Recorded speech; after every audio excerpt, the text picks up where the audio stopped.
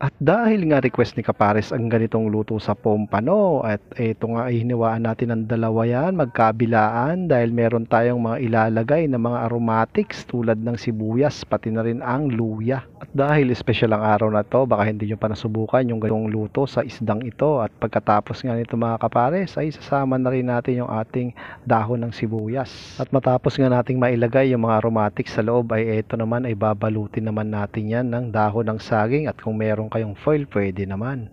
At syempre nilagyan pa natin ng konting sibuyas at pati na rin ang luya. At naglagay lang tayo dyan ng konting pamintang durog pati na rin yung asin. At optional nga lang yung paglalagay natin, at pagkatapos ay handa naman natin sa ating pagsisingawan o yung pag-steam natin dito sa isda.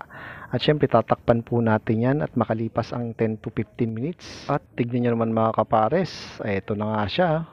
Luto na nga yung ating isda, kaya ang gagawin natin dito ay syempre set aside muna natin to dahil meron tayong mga ilalagay na pampalasa. At inalis na nga natin, at kaya tignan nyo naman yan, at dahil dalawa nga yung pompano natin, sinalang ko na rin yung isa. Siyempre dito ay papahiran na natin yan ng mayonnaise na request ni Kapares. At marami rin naman kayong pwedeng isdang gamitin. Pwede tayo sa talakitok, sa lapu-lapu, at siyempre itong napakasarap talaga na pompano.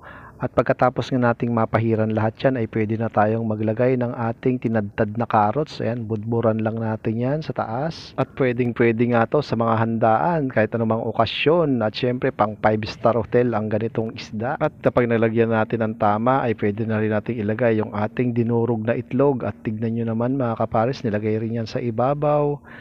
At syempre kapag kumpleto na nating nailagay ang gusto natin, sunod na rin natin tong pickle relish dahil napakasarap din ito mga Kapares. At kung pinoproblema nyo yung nasa ilalim ay kayo nang bahala. At ito na nga yung ating finished product mga Kapares. Ano pang hinihintay natin? Mangantayon.